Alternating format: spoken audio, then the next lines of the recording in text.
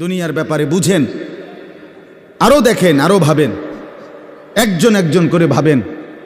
দুনিয়া আরও যদি সাজান, খোদার কসম ক্ষণিকের ক্ষণিকের ক্ষণিকের অল্প সময়ের দুনিয়া চমৎকার সাজাইয়াও তৃপ্ত হইতে পারবেন না, তৃপ্ত হইতে পারবেন। এবছর চমৎকার রং দিছেন বিল্ডিংয়ে, 2 বছরের মাথাত বিভিন্ন খান দিয়া চামড়া উঠিয়া এটা আবার যেই সেই, ঠিক কিনা বলেন? তা আবার রং দাও।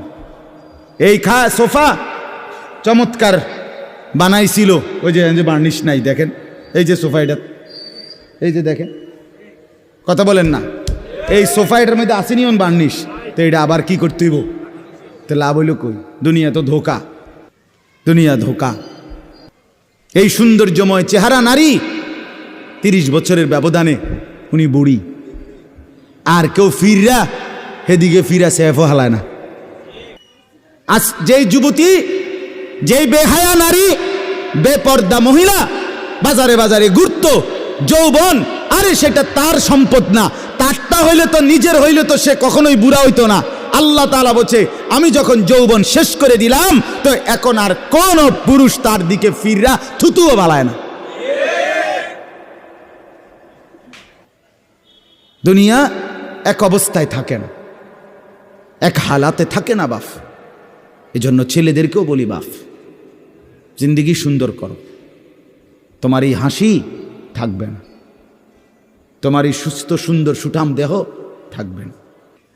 আন্তরিকতা নিয়ে শুনলে, নিজের ভিতরে নেক মানসিকতা যদি থাকে, গ্রহণ করার মানসিকতা, তাহলে অল্প কথাতেও ফায়দা হয়। আর গ্রহণ করার মানসিকতা না থাকলেও 50 বছর শুনলেও গুনার অভ্যাস ছুটে না। দেখেন না, 70 বছরের বুড়া মানুষ চা দোকানে টেলিভিশন দেখে, তাহলে এত বড় বুড়ো মানুষ, মুরব্বী, উনি এখনো যদি বিড়ি খায়, সিগারেট খায়, এখনো যদি চা দোকানে টেলিভিশন দেখে, তো ওনার এই মন্দ অভ্যাস, বদ অভ্যাস কত বছর পরে ছুটবে? উনি আরো কয়শো বছর বাঁচলে গিয়া বুঝবে এটা গুনাহ। আর ওনার আর মেয়াদ আছে কি? এই জন্য বললাম, আপনি খবর নিলে দেখবেন 30 বছর মসজিদে আসা যাওয়া করে ঠিকই, কিন্তু যথাযথ আন্তরিকতা, দিলের মধ্যে আখেরাতের কোনো মানসিকতাই নাই, নিজেকে বদলানোর অনুভূতিই নাই, ফিকিরে নাই। সোজা কথা, পরকাল বলতে কিছু, এখন যা আছি তাই। এখন সুখে থাকলে সুখী দুনিয়া, এখন দুঃখে থাকলে দুঃখী। জিফুত যদি ঠিকমতো খানা খাদ্য খাওয়ায় খুশি, ঠিকমতো খানা খাদ্য নাই দুঃখী। মানে দুনিয়া পেলে খুশি, দুনিয়া না পেলে দুঃখী। লাভ লোকসান, আয় ব্যয়, হিসাব কিতাব, সুখ আনন্দ, দুঃখ বেদনা, হাসি কান্না, আবেগ অনুভূতি, সবটাই শুধুই দুনিয়াকে কেন্দ্র। এখানে কি পেলাম? এখন কি পেলাম? এখন কি পেলাম? ইনহিয়া ইল্লা হায়াতুনা দুনিয়া নামুতু ওয়া নাহইয়া। আল্লাহ তাআলা বলেন, নাফরমান আর পাপীদের জীবন কেমন হয়? কোরআনে আল্লাহ বলছেন, তাদের অবস্থা হয় এমন যে তারা বলে জীবন কেবলই দুনিয়ারটা, আর কোথাও জীবন নেই, আর কিছু নেই। নামুতু ওয়া নাহইয়া, এখানেই মরবো, এখানেই বাঁচবো। ওমা নাহনু বিমাবউসিন। আল্লাহ বলেন, নাফরমানদের দিলের মধ্যে এই বিশ্বাস যে আমাদেরকে পুনরায় কোথাও উঠানো হবে না। আল্লাহ যে বলছেন হাসরের ময়দানে তোমাদেরকে উঠানো হবে, সুম্মা ইন্নাকুম ইয়াউমাল কিয়ামাতি তুবআসুন। আল্লাহ তাআলা বলেন, তোমাদের প্রত্যেককে কিয়ামতের দিন হাসরের মাঠে তোলা হবে। আল্লাহ বলেন, বেঈমানের দিলে এটা থাকে না। তার কথা হলো, প্রাপ্তি অপ্রাপ্তি, লাভ লোকসান, ভালো মন্দ, হাসি আনন্দ, দুনিয়া। ছেলে বিদেশ থেকে টাকা পাঠাইতেছে, খুশি। ছেলে বিদেশ থেকে টাকা টুকা ঠিকমতো দেয় না বা কামাই রোজগারি কম, জিজ্ঞাসা করবেন কেমন আছেন, কি এর বালা? আমরা আর বালা কি এর? হ্যাঁ, কি সমস্যা কি তা চাচা? ফোলাগারে কত ঋণ ফিন কইরা সুদে টাকা নিয়া কিস্তিতে টাকা লইয়া বিদেশ পাঠাইছি, তেয়ন টাকা পয়সা পাঠায় না, আর বালা কি এর? তাহলে উনি দুঃখী কেন? টাকা নাই, আবার টাকা পাঠাইতেছে, মাশাআল্লাহ। পান খাওয়ার স্টাইলই আলাদা, চা খানার ঢংই আলাদা, কথাবার্তার স্টাইলই ভিন্ন। কেমন আছেন? আসি আল্লাহর রহমতে, আপনাকে দোয়ায়, 10 জনের দোয়ায় আল্লাহ ভালোই রাখছে। কেমনে ভালো? এতে আল্লাহর রহমতে টাকা পাঠায়, আমরা তার মা আমি আমরা মিল্লা খাইয়া পইরা ভালো আছি। তাহলে ভালো থাকে দুনিয়া, ভালো থাকলে ভালো নাই দুনিয়া, ভালো না থাকলে তো আখেরাত, কবর, মৃত্যু পরবর্তী জিন্দিগি, সের জন্য কি ব্যাপার? তার জন্য কোনো আলোচনা লাগবে না,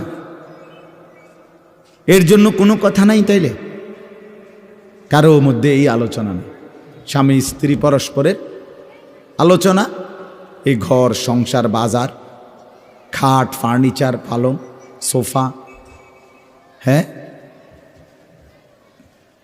আসবাবপত্র গহনা অলংকার, এই নিয়েই পেরেছে, এই নিয়ে জিন্দিগি এর মধ্যেই আবদ্ধ।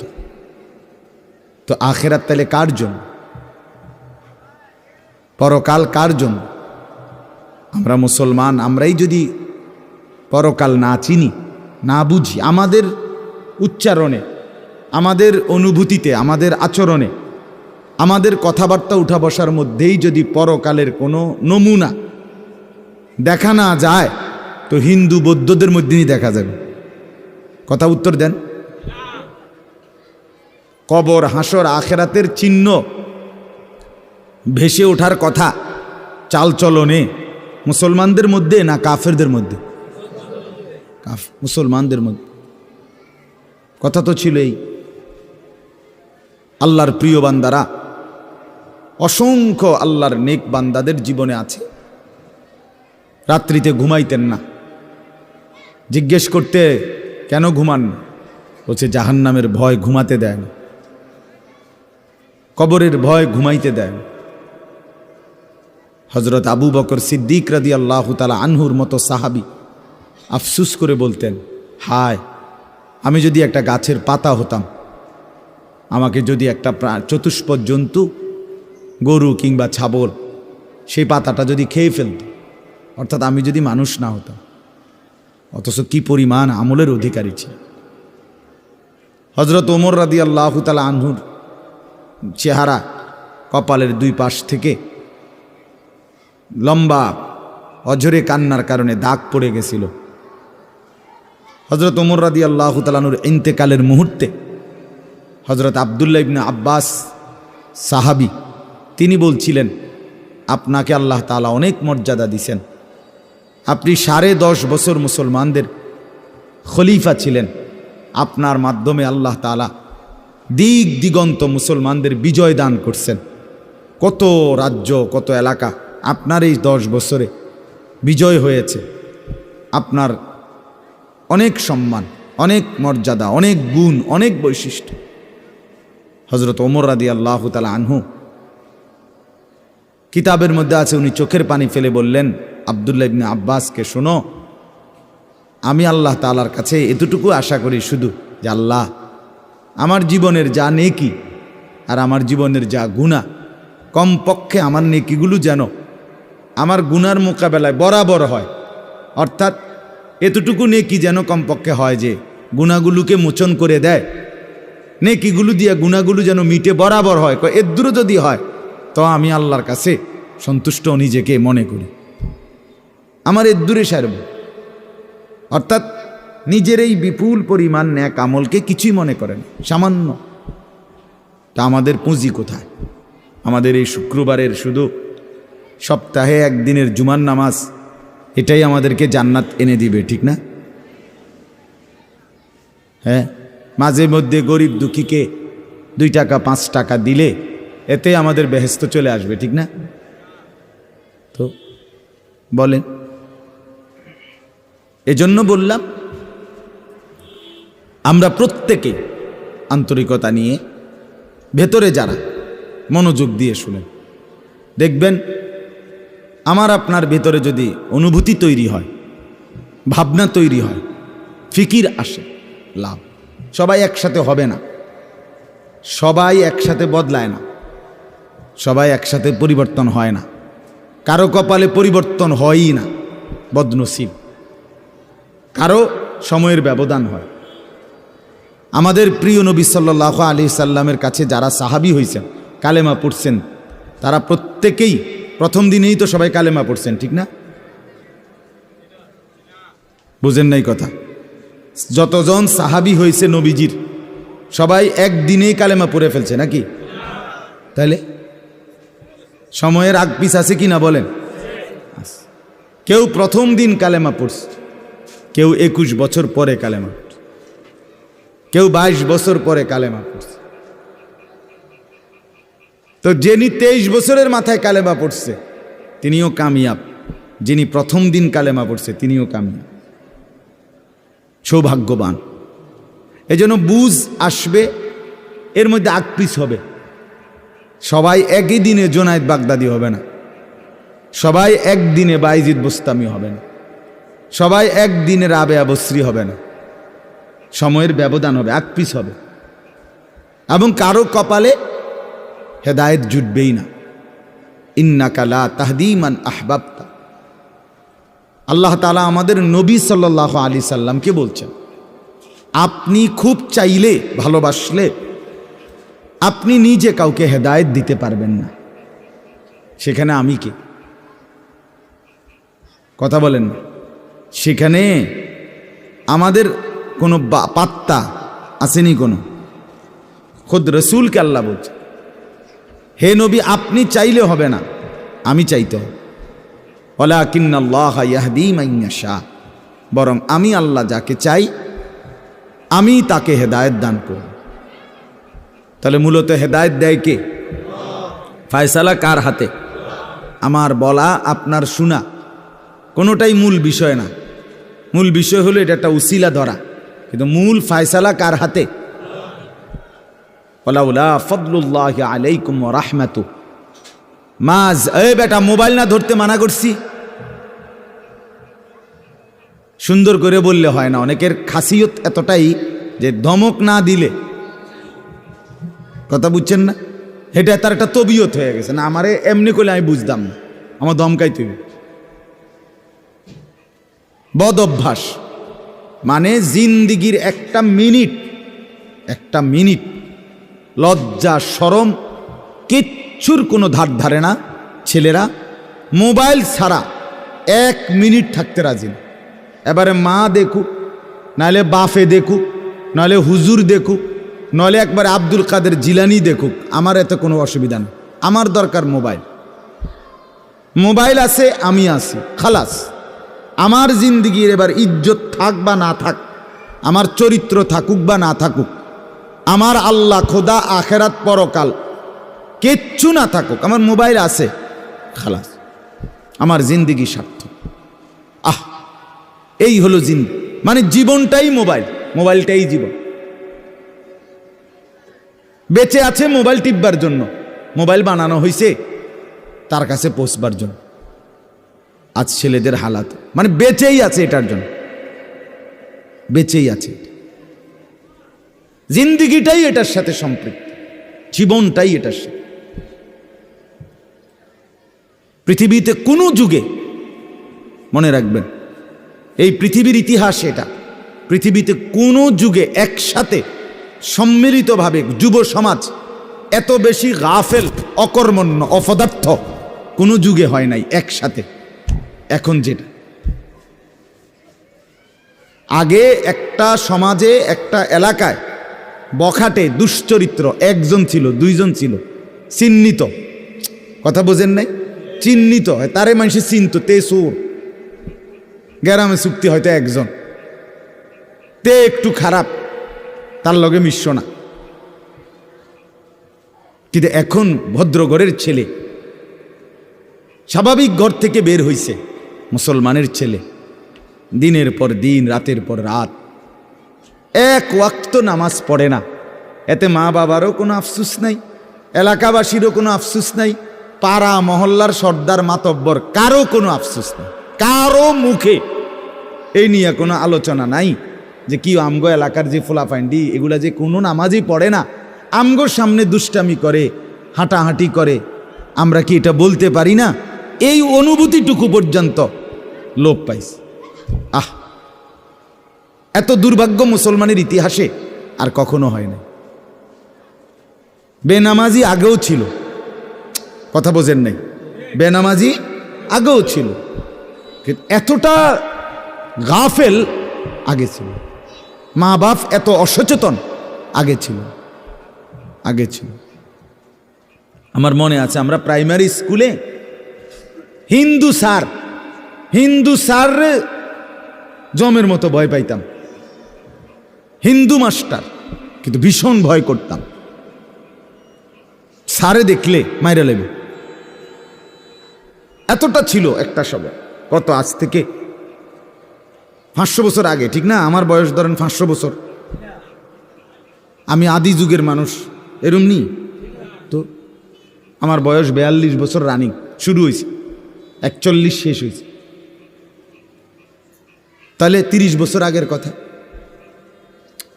আমার পড়ালেখার প্রাইমারি ছোটবেলার জীবন 30 বছর আগের কথা না, 30 বছর আগে। তাহলে এই জন্য বললাম জিন্দিগিটা মোবাইলটার উপরে তুলে দিস, হাসি কান্না আনন্দ বেদনা, হাসলে কাশলে, পেশাব পায়খানা টয়লেট বাথরুম, হ্যাঁ, হোটেল রেস্তোরাঁ পার্ক, যেখানে যখন যাবে 24 ঘন্টার মেইন কাজ আগে একটা ছবি উঠান, আগে ছবি উঠান, এরপরে বাকি কাজ। আমি সেদিন ওই ফেরির মধ্যে উঠছি, বুঝছেন, ফেরি পার হমু আর কি, আমার গাড়ি উঠছে, আমিও উঠছি। তো দেখলাম যে মোটরসাইকেল দিয়ে এক ছেলে ফেরিতে, মোটরসাইকেলটা নিয়ে উঠছে ফেরিতে, ওইটা মাত্র এক পাশে এটারে ব্রেক করে থুইয়া মানে 1 মিনিট দেরি হয়েছে না, আগে এটার পাশে দাঁড়াইয়া একটা ছবি উঠাইছে, আগে উঠাইয়া চুলটুল ঠিক করে ছবিটা 2-3টা পোস্টে উঠাইয়া এরপরে হেতে চারিদিকে চাইছে যে আগে মানুষ আসেনি আরও না, আমি শুধু ফেরি। মানে তার প্রথম দায়িত্ব কি উঠানো, ছবি উঠা। তাহলে কি পরিমাণ ছাগল মানুষের বাচ্চা পরিণত হইছে বুঝতেছেন? তুমি মোটরসাইকেলের লগে খাড়াইয়া ফেরির মধ্যে ছবি উঠাইয়া ফেসবুকে দিলা, তোমার এটা কোন ছাগলে দেখবো? এটার মধ্যে দেখার কি আছে? মোটরসাইকেল কি বাপ দাদা 14 গোষ্ঠী কেউ চালাইছে না? কথা বলেন না কেন? তো তুমি এটা কিতা দিয়ে আইলা, কি দেখুন কি আছে এটা? মোটরসাইকেলে কি আশ্চর্য আর তুমি কি আশ্চর্য? কথা বলে এমন যদি হইতো যে আমি চাঁদের দেশে গিয়ে মাত্র মোটরসাইকেলটা থুইয়া এখন চাঁদের দেশের থেকে একটা কি দিছি, মাশাআল্লাহ ভালো কথা, তো বেড়া চাঁদের দেশে মোটরসাইকেল চালায়, এটা একটা বিশেষ কিছু হইতে পারে। কিন্তু এনতে রোডেতে চালাইয়া গিয়া ফেরি তুটছে, এটার মধ্যে আশ্চর্যের কি আছে? মানে রুচির দুর্ভিক্ষ, রুচিহীনতা, মন মানসিকতা একদম নিচে নেমে গেছে, একদম অনুভূতি বিবেক লোপ পেয়ে গেছে, লোপ পেয়ে মা বোনদের বেহায়াপনা চূড়ান্ত সীমায় নেমে গেছে। মহিলারা পুরুষ সামনে দোনো পাশে ডানে বামে হাঁটতে উঠতে লড়তে দৌড়তে কোনো লজ্জাবোধ করে না।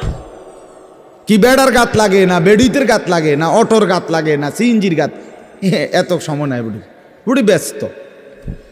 বাজার মার্কেটিং দোকান কেনাকাটা, আহা আফসুসের ব্যাপার। মানে এটাই বললাম আর কি, একসাথে সবাই, অধিকাংশ বেশিরভাগ অধপতন একসাথে মুসলমানের সমাজে 1450 বছরে আর কখনো এতটা ছিল না। অল্প অল্প ছিল, অল্প অল্প, একজন দুইজন। বেপর্দা নারী, বেহায়া মহিলা, লজ্জা শরম কম, এরম বেডি ছিল একজন দুইজন, 2 গ্রামে 4 গ্রামে। কিন্তু মা বোনদের এখন বাজার আর মার্কেটিং দেখলে মনে হয় না আপনি জিগাইয়ের খবর লইতে বোঝে আপনি বাইক থাকেন কোন টাইমে, সপ্তাহে কোন দিন আপনি বাড়িতে থাকেন কখন আপনি টের। আপনি শনিবারও দেখবেন এবড়ি বাজারে, রবিবার, সোমবার, মঙ্গলবার, বুধবার, বৃহস্পতিবার, শুক্রবার, শীত, গরম, রোদ, বৃষ্টি, বান, তুফান, ঘূর্ণিঝড়, টর্নেডো, সাইক্লোন, সিডর, মহামারী, করোনা, আরও যদি কিছু থাকে, উনি মার্কেটে যাবে, বাজারে যাবেই। আহা, আফসুসের ব্যাপার, আফসুসের ব্যাপার, আফসুসের ব্যাপার। আমরা অতিরিক্ত আত্মবিস্মৃত জাতি হিসেবে পরিগণিত হচ্ছি। তো বলতেছি ইনশাআল্লাহ, আমি এই কথাগুলো বললাম, অর্থগুলো আমরা বেফিকির হয়ে গেছি। মুসলমানের সবচেয়ে বড় সম্পদ, এক মুমিনের সবচেয়ে বড় সম্পদ, আল্লাহ নবী সাল্লাল্লাহু আলাইহি সাল্লাম 23 বছরে সাহাবায়ে কেরামের জীবন এবং দিল অন্তরে আখিরাতকে বসায় দিয়েছেন। তারা যেন 24 ঘন্টা রাতে কিংবা দিনে, হাঁটতে কিংবা বসতে, ঘরে কিংবা বাহিরে, আখিরাতকে সামনে নিয়েই জীবনটা সাজাইছেন, জীবনটা সাজাইছেন।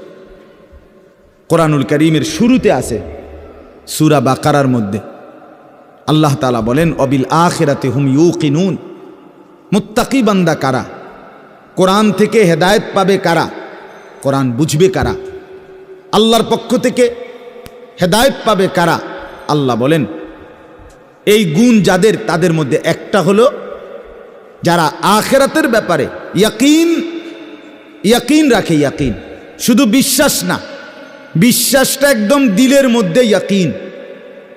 আগুন জ্বালায়া ফেলে, এটা শুধু আমাদের ধারণা না, এটা আমাদের ইয়াকিন। ঠিক কিনা বলেন না? পানি ডুবাইয়া ফেলে, এটা আমরা শুধু ধারণা করছি না, বিষয়টা আমাদের এটার মধ্যে দিলের মধ্যে কি আছে? ইয়াকিন আছে। বরফের মধ্যে ঠান্ডা লাগে, এটা আমাদের ধারণা না, এটা আমাদের কি? ইয়াকিন।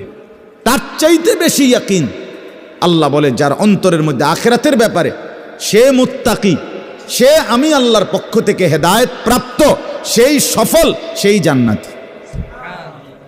ইয়াকিন পর্যায়ে থাকতে, মানে 1 সেকেন্ড আমি যদি দুঃখে পড়তে পড়তে পড়তে জীবনের কোনো চাওয়া পাওয়া পূরণ নাও হয়, কিচ্ছু জীবনের আশা, কত সময় কত কিছু চাইছি, কিছুই পূর্ণ হইল না, খোদার কসম তবুও বিশ্বাস করতে হবে আল্লাহই সত্য, আখিরাতই সত্য। আবার পেতে পেতে আমি যদি গোটা দুনিয়াও পেয়ে যাই, তবুও আমাকে বিশ্বাস করতে হবে এটা স্থায়ী না, এটা কিছুক্ষণের, আমার আল্লাহই সত্য, আখিরাতই সত্য। যার কারণে সাহাবায়ে কেরামের মধ্যে যারা প্রচণ্ড গরিব ছিলেন, ওনারাও শতভাগ বন্দিগি করছেন। সাহাবায়ে কেরামের মধ্যে যারা ভীষণ ধনী ছিলেন, তারাও শতভাগ বন্দিগি করছে। হযরত ওসমান রাদিয়াল্লাহু তাআলা আনহু ধনী ছিলেন। হযরত আব্দুর রহমান ইবনে আউফ রাদিয়াল্লাহু তাআলা আনহু অনেক বড় ধনী ছিলেন। 100 উট ওই জামানায়, নবীজির জামানায়, নবীজির ইন্তেকালের পরে এক সালানে 100 উট বোঝাই মাল হযরত আব্দুর রহমান ইবনে আউফের মদিনার বাজারে সালান ঢুকত, পাইকারি মাল আসত 100 উটে করে। সেই যুগে, আজ থেকে 1300 বছর 1400 বছর আগে, আপনি বলেন তো কি পরিমাণ ধনী ছিলেন তিনি। একদিন শুধু হযরত আয়েশা রাদিয়াল্লাহু তাআলা আনহা, নবীজির স্ত্রী, বলছিলেন, আব্দুর রহমান, তোমার এই বিপুল মাল, এগুলার হিসাব দিতে দিতে তুমি তো হাসরের ময়দানে ফুলসেরাত পার হতে গিয়া তোমার কোমর বাঁকা হয়ে যাবে। আমরা কিতাবে পড়ছি সাহাবী আব্দুর রহমান ইবনে আউফ, ওনার উট 100 উটের মাল মদিনার বাজারে পাইকারি চালান নামাইতেছিল। তখন উনি এই সময় শুনছে এই কথাটা, ওনার কানে আসছে, সাথে সাথে সবাইকে ডেকে বলছে, ব্যবসায়ীদেরকে, বাজারের লোকদেরকে, তোমরা সবাই সাক্ষী থাকো। আমি আব্দুর রহমান আল্লাহকে কসম করে সাক্ষী রেখে বললাম, এই 100 উট বোঝাই মাল সহ আমি আল্লাহর রাস্তায় সদকা করে দিলাম। বিনিময়ে তবুও আমি কেয়ামতের দিন আখিরাতে ফুলসেরাত বাঁকা হইয়ে পার হইতে চাই না, সোজা হইয়া পার হইতে চাই। আখিরাত হারাইতে চাই, পরকাল হারাইতে চাই না। দুনিয়া হারাইয়ে ফেললাম, দুনিয়া হারিয়ে ফেললাম। দুনিয়ায় কোনো লস নাই, কারণ দুনিয়া পুরাটাই লস। আলগা লস আবার কিতা? কথা বুঝেন নাই আপনি? দুনিয়া পুরাটাই কি লস, আলগা লস কিতা? বিশ্বাস করে 500 টাকা জাগাত লস খাইলাম না রে মিয়া, দুনিয়া পুরাটাই লস। সোফা এটা পুরাটাই লস, কারণ এটা কোনো আখিরাতে যাবে না। কথা বলেন না কেন? এই দামি বিল্ডিং এটা পুরাটাই লস, এটা যাবে না, এটা যাবে না। কিন্তু সেজদা পুরাটাই লাভ। এটা একটা সেজদা দুনিয়াতেও কল্যাণ আনবে, আখিরাতেও জান্নাত আনবে। এটা লাভই লাভ, এটা লাভই লাভ। এজন্য সবাইকে বললাম, শুনেন সবাই, কিন্তু সবাই বদলায় না কা, এটা আপনার ভাবার দরকার। আপনি বদলাবেন কিনা সেটা ভাবার দরকার। সবাইরে লইয়া চিন্তা করলে একসাথে, যে যেদিন আমরার গ্রামের সবাই ভালো হবে, নামাজি হবে, সেদিন থেকে আমিও পড়মু, তাইলে হইতো না। আপনি জীবনও পারতেন, তাইলে পারতেন না।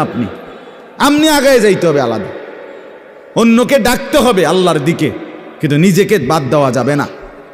নিজের জীবন গঠন করতেই হবে, নিজের জীবন। আমি আপনাদের সবাইকে বললাম এশার নামাজ পড়েন। এখন সবাই পড়লো না দেখে বুঝি আমি পড়তাম না। কথা বলেন না কেন? সবাই পড়ছে না দেখা আমিও পড়তাম না, এটা কথা? এটা কোনো যুক্তির কথা হলে উনি কথা বলেন। এই জন্য বললাম এটা গুরুত্বপূর্ণ। আমরা এটা বুঝি কম। আমরা শয়তানে বুঝাই দিছে, ইবলিসে, যে বলবি কি করমু, গ্রামের সবাই এটা কয়, 10-এর এটা মানুষের, এইটা এই মানুষের উপরে বলে, সবাই বলছে। সবাই বললে কি হয়েছে? তাই বলে আপনি, সবাই বলছে পানির ঝাঁপ দিতে, এজন্য আপনি পানিতে ঝাঁপ দিবেন। সবাই বলছে আগুনে পড়তে, এজন্য আপনি আগুনে পুড়ে যাবেন। কোনো বাস যদি অ্যাক্সিডেন্ট হয়, 50 জন যাত্রীর মধ্যে যদি 49 জনও মারা যায়, আর একজন লোক যদি বুঝে সে বাঁচতে পারবে, বের হইতে পারবে, এই কারণে সে যে না 49 জন মরে গেছে, যেহেতু আমার আর বাচ্চা লাভ কি, আমিও মরে যাই, এটা নিয়ে কই বসে, সে কি একা হলেও বাঁচতে চাইবে না? তাহলে আপনি জাহান্নাম থেকে বাঁচতে চাইবেন না কেন? সেটা কি আগুন না? সেটা কি এর চাইতে বড় বিপদ না? তো এজন্য কোরআনুল কারীমে আল্লাহ তাআলা বলছেন, প্রথমে সবার কথা বলার আগে বাই সিরিয়াল নবীজিকে, ইমানদারদেরকে সবার কথা বলছে, কিন্তু সবার আগে বলছে কু আনফুসাকুম। আগে এটা বলে নিছে, আগে নিজেকে বাঁচাও, এরপর ও আহলিকুম, পরিবারকে বাঁচাও, এরপর লিতুনদিরা আহলাল কুরা, লিতুনদিরা উম্মাল কুরা ওমান হাওলাহা, নিজ এলাকা এবং তার আশপাশের মানুষকে বাঁচাও, এরপরে বাঁচাও। তাহলে এটা পরে ধীরে ধীরে, আগে নিজেকে বাঁচাও, এরপর পরিবারকে বাঁচাও। ও আনদির আশিরাতাকাল আকরাবিন, এরপর আত্মীয় স্বজনদেরকে বাঁচাও, এরপর মহল্লাবাসীকে বাঁচাও, এরপর গোটা পৃথিবীবাসীকে বাঁচাও। ধীরে ধীরে আগাও, ঠিক আছে, সেগুলোর মধ্যে কম বেশ হইতে পারে, কিন্তু নিজের ব্যাপারে এক বিন্দু ছাড় দিও না, নিজের ব্যাপারে কোনো কমতি করো না। এটা আল্লাহর চাহিদা। ইয়া আইয়ুহাল্লাযীনা আমানু আলাইকুম আনফুসাকুম, রব্বুল আলামিন বলেন, হে ঈমানদারগণ, আলাইকুম আনফুসাকুম, তোমরা প্রত্যেকেই তোমাদের নিজেদেরকে আঁকড়িয়ে ধরো। আলাইকুম আনফুসাকুম, নিজেকে মজবুত করে ধরো।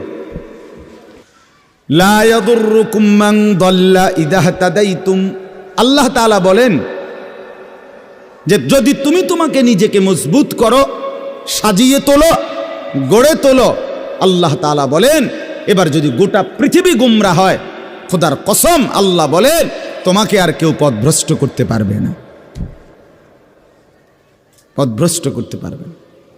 হযরত বাইজিদ বুস্তামি রাহমাতুল্লাহর জীবনীতে আমরা পড়ছি, উনি বলছেন আল্লাহ তাআলার মহব্বত আর মারেফাতের সাধনা করতে করতে আমার দিলের অবস্থা আলহামদুলিল্লাহ এক সময় এমন হয়েছে যে রাস্তার নারী আর রাস্তার দেওয়াল দুইটার মধ্যে আমার কাছে আলাদা কোনো পার্থক্য মনে হইতো না। আমাদের পাকিস্তানের বিশ্ববিখ্যাত দাঈ, দাওয়াত তাবলীগের মুরব্বী হযরত মাওলানা তারেক জামিল সাহেব দামাত বারাকাতুহুম বলেন, দীর্ঘ 25 বছর টানা পৃথিবীর কত দেশের আমি ঘুরছি, উনি সারা বিশ্ব ঘুরে বয়ান করেন যে এই 25 বছরের ভিতরে আমি আল্লাহকে সাক্ষী রেখে বলতে পারি একবারের জন্য আমার চোখ কোনো ভিন নারীর দিকে ইচ্ছা করে আমি তুলিনি। হ্যাঁ, আমার শায়েখ আরিফ বিল্লাহ আল্লামা মুফতি মুশতাকুন নবী কাসেমি হজরতের কাছে আমি শুনছি, হজরত বলছেন যে আল্লাহ তাআলার দয়া যে রাস্তায় বের হলে মহিলা রাস্তায় হাঁটে, আমার কখনো এটা মনেই হয় না। আপনি বলবেন হ এটি বুঝি কথা, হয় এটি কথা, এটাই কথা, এটাই কথা। আপনি বলবেন এটা বুঝি সম্ভব না, আপনি নিজের ব্যাপারে নাফরমানি করে নিজেরে নষ্ট করে ফেলছেন বইলা এখন সম্ভবটা আপনার কাছে বুঝে আসতেছে, নাহলে এটাই সম্ভব, এটাই সম্ভব। হযরত ইব্রাহিম আলাইহিস সালাম বলছিলেন সারা দুনিয়াও যদি নিজের এলাকাবাসীকে, কওমকে, নমরুদকে, সবাইকে বলছে হে আমার জাতি, তোমরা যদি প্রত্যেকেই একটা একটা মূর্তি সাথে করে বগলের তলে আইনা আমার সামনে স্তূপ দাও, তাহলে এই লক্ষ মূর্তিও যদি আমার সামনে আইনা থৌ আর এটার উর্ফে যদি আমারে দাঁড় করাও স্তূপের উপরে, হযরত ইব্রাহিম বলছিলেন খোদার কসম আমি সেই মূর্তির স্তূপের উপরে দাঁড়িয়েও বলবো লা ইলাহা ইল্লাল্লাহ, লা ইলাহা, আল্লাহ ছাড়ার কোনো ইলাহ নাই, আমি আমার আল্লাহকেই ডাকব। আমরা কিতাবে পড়ছি রাসূলুল্লাহ সাল্লাল্লাহু আলাইহি সাল্লামের একজন নওজোয়ান যুবক সাহাবীকে খ্রিস্টান যুদ্ধে খ্রিস্টান সৈন্যরা বন্দী করছিলেন। খ্রিস্টান সেনাপতি এতটা সুন্দর ছিলেন, উনি নিজের মেয়েকে বিয়ে দেওয়ার জন্য খ্রিস্টান সেনাপতি ওই যুবক সাহাবীকে প্রস্তাব দিছিলেন, তুমি আমার ইসলাম ছেড়ে খ্রিস্টান ধর্ম গ্রহণ করো, আমার সুন্দরী রূপসী কন্যা তোমাকে বিয়ে দেব। তিনি বলছেন আল্লাহর কসম আমি তো গোটা পৃথিবী ত্যাগ করতে পারি কিন্তু ঈমান ছাড়তে পারি না। তখন বন্দি করে রাখছে নিজের রূপসী মেয়েকে 3 দিন আবদ্ধ ঘরে। ওই সেনাপতি নিজের মেয়েকে বলছে তুই তার সাথে একাকী থাক 3 দিন, যে কোনো মূল্যে তুই তাকে অপকর্ম করতে চেষ্টা কর। 3 দিন পরে সেই মেয়ে ওই আবদ্ধ ঘর থেকে বের হয়ে বলছিল বাবা ইন্নাহু হাজারুন আম শাজারুন, আল্লাহর কসম বাবা আমার মনে হয় যে এই লোকটা এটা হয় পাথর নয়তো কোনো গাছ। লা ইয়ালতাফিতু ইলাইয়া মাররাতান, সে তো আমার দিকে একবারের জন্য এক নজর ফিরেও তাকায়। মানুষের কোনো অনুভূতি তো নাই মনে হয় তার মধ্যে। কেউ যখন নিজেকে গঠন করে গোটা পৃথিবী নাচলেও তার আর অসুবিধা হয়। আলহামদুলিল্লাহ আমরা যারা মাদ্রাসায় পড়ছি আমরা এটা দিল থেকে বলতে পারি, আমরা যারা মাদ্রাসায় পড়ছি ছোট্টবেলার থেকে, আজকের এই পৃথিবী পোশাকে, কাপড়ে, লেবাসে, ডিজাইনের, রঙে ঢঙ্গে আরো যদি মনে করে ফ্যাশনেবল, আরো বলে আধুনিক হয়ে গেছে, আল্লাহর কসম আমরা এই সমস্ত আধুনিকতার সামনে দাঁড়িয়ে আমাদের এই পাঞ্জাবি, টুপি, দাড়িওয়ালা পোশাককেই সর্বশ্রেষ্ঠ সুন্দর মনে করি। আমরা মনে করি দাড়িবিহীন চেহারা সুন্দর নয়, আমরা মনে করি এই বখাটে চুল, সেলুনের চতুর্দিকের যে কাটিং, এগুলো কোনো চুলও না, চুলের জাতও না, এটি কোনো মানুষের বাচ্চার চুল না, কোনো মানুষের সাওয়ার চুল না, এগুলো কোনো সুস্থ স্বাভাবিক মাতাল হয় নাই, পাগল হয় নাই, স্বাভাবিক কোনো মানুষের চুল এত বিকৃত কালারের হইতে পারে না, ডিজাইনের হইতে পারে না। আর সে তো মুসলমান, মুসলমানের চুল এমন হবে কেন? ইহুদিরটা হইতে পারে, সেটা তাদের ব্যাপার, খ্রিস্টান হতে পারে তার ব্যাপার, হিন্দুর হইতে পারে সেটা তার ব্যাপার, কিন্তু আমার মুসলমান, আমার যুবকের চুল এমন হবে কেন? মূল কথা হইল আত্মমর্যাদাহীন, বেগায়রত, আত্মসম্মান বোধ নাই, নিজের পরিচিতি নিজের কাছে নাই, নিজেই নিজেকে চেনে না। সে কার সন্তান, মা কে, বাবা কে, ধর্ম কি, তার আল্লাহ কে, তারে বানিয়েছেন কে, তাকে কাকে মানা উচিত, কাকে অনুসরণ করা উচিত। আজকে টেলিভিশনের অব্যাহত প্রচারণা, দুশ্মনের অব্যাহত টানা লাগাতার প্রচারণা আমাদের নারী পুরুষকে বেসামাল বানায়। সবাই মিলে পাগল যে কাফেরের মতো সাজো, দুশ্মনের মতো সাজো, ইহুদির রঙই রং, খ্রিস্টানের সাজে সাজ, কাফের বেঈমান নাস্তিক মুরতাদ তাদের রং ঢং, তাদের চুল, তাদের লেবাস, তাদের জামা, তাদের শাড়ি, তাদের গহনা, তাদের প্যান্ট, তাদের লেবাস, তাদের পোশাক, এটাই সৌন্দর্য, এটাই আকর্ষণীয়। এটা হলো মূলত রুচিহীনতা, বিকৃত মানসিকতা, আত্মসম্মান বোধ, আত্মপরিচয়হীন ব্যক্তির পরিচয়। যে নিজেকে চিনে না, যে জানে না আমি চিনি আলহামদুলিল্লাহ, আমার আল্লাহ আছে, আমার একজন রসুল আছে, আমার একটা কিতাব আছে, আমার একটা ধর্ম আছে, আমি কেন অন্যের পোশাক পরবো, আমি কেন অন্যের রঙে সাজবো? আমি কি ফকির? কথা বলেন না কেন? আমি ফকির নাকি বেটা? আমি তোরটা মতো মানবো কেন? আমার আল্লাহ আছে না, আমার রসুল আছে না, আমার লক্ষ চাইতে বেশি সাহাবি আছে না, আমার আউলিয়ায়ে কেরাম আছে না, ওলামায়ে কেরাম আছে না। তাইলে এজন্য দয়া করে প্রত্যেকেই ফিকির করেন, আত্ম উপলব্ধি বড় নিয়ামত, বড় নিয়ামত। নিজেকে চিনা, নিজের বুঝ বুঝা, দুনিয়ার ব্যাপারে বুঝেন, আরও দেখেন, আরও ভাবেন, একজন একজন করে ভাবেন। দুনিয়া আরও যদি সাজান, খোদার কসম ক্ষণিকের ক্ষণিকের ক্ষণিকের অল্প সময়ের দুনিয়া চমৎকার সাজাইয়াও তৃপ্ত হইতে পারবেন না, তৃপ্ত হইতে পারবেন। এবছর চমৎকার রং দিছেন বিল্ডিংয়ে, 2 বছরের মাথাত বিভিন্ন খান দিয়া চামড়া উঠিয়া, এটা আবার যেই সেই, ঠিক কিনা বলেন? তা আবার রং দাও।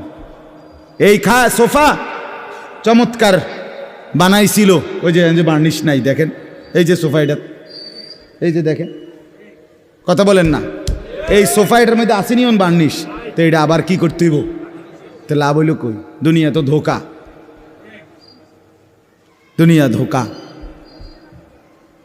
এই সৌন্দর্যময় চেহারা নারী 30 বছরের ব্যবধানে উনি বুড়ি, আর কেউ ফিররা সেদিকে ফিরা সেফও হালায় না। আজ যেই যুবতী, যেই বেহায়া নারী, বেপর্দা মহিলা বাজারে বাজারে ঘুরতো, যৌবন, আরে সেটা তার সম্পদ না, তারটা হইলে তো, নিজের হইলে তো সে কখনোই বুড়া হইতো না। আল্লাহ তাআলা বলছে, আমি যখন যৌবন শেষ করে দিলাম, তো এখন আর কোন পুরুষ তার দিকে ফিররা থুতুও বালায় না।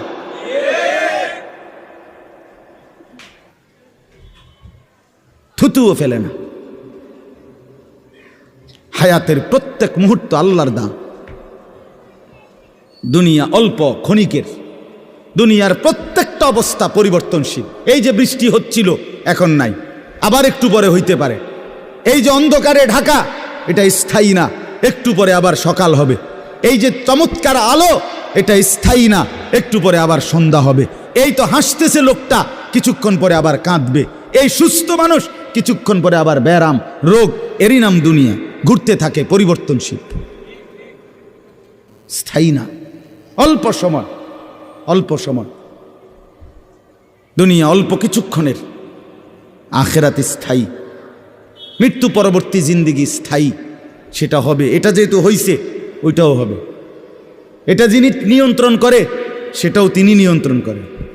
আমাদের কারো ইচ্ছায় সন্ধ্যা হয় না, আমাদের কারো ইচ্ছায় ভোর হয় না। তাহলে বোঝা গেল আলাদা কেউ নিয়ন্ত্রণ করে, তিনিই বলছে আখেরাত হবে। কাজে এটা যেহেতু হইছে সেটাও হবে। কথা বলেন না কেন? হ্যাঁ,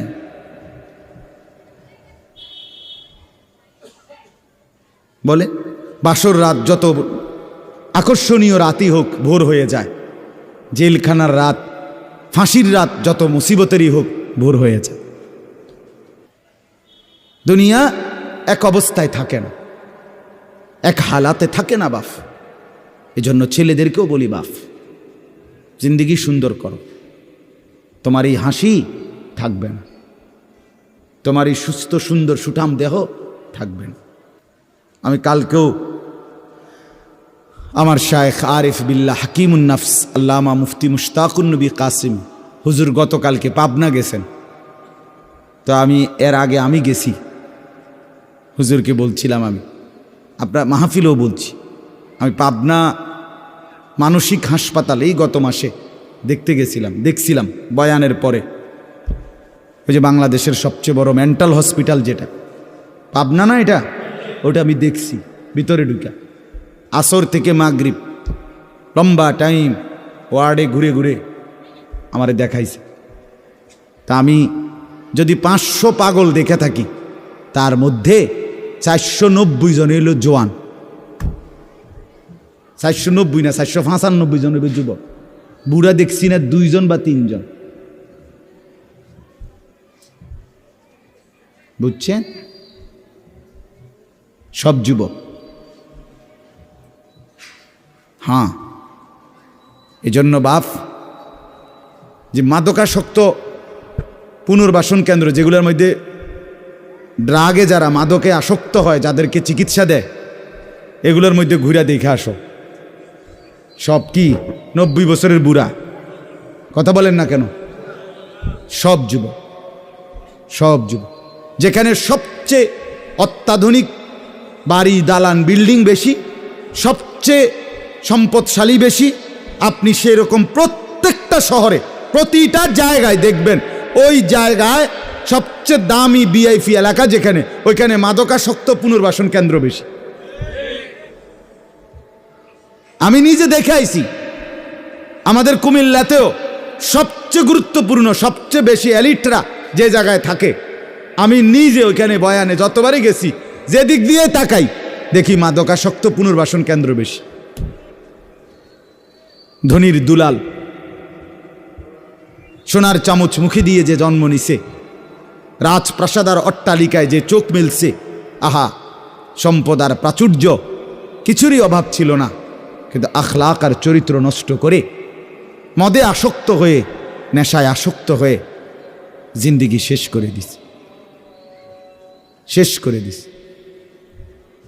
রাসূলুল্লাহ সাল্লাল্লাহু আলাইহি সাল্লাম বলছেন, মান শারিবাল খামর, যে মদ খায়, নেশা করে, তার 1 নাম্বার লানত হইল তারাকাস সালাহ, সে নামাজ ছেড়ে দেয়। 2 নাম্বার লানত জঘন্য, নবীজি বলছে, আহা, বলতেও লজ্জা, নবীজি বলছে মাদকাসক্ত যে, তার পরিণতি হলো সে খুব দ্রুত গতিতে, অচিরেই, অল্প সময়ের ভেতরেই সে সবচেয়ে ঘনিষ্ঠ আপনজন, তাদের সাথে আপনজন নারী, তাদের সাথে জিনা আর ব্যভিচার করতে উদ্যত হয়। সে আপনজনের গায়ে ছোবল দেয়।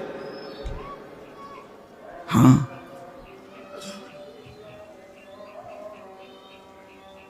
এজন্য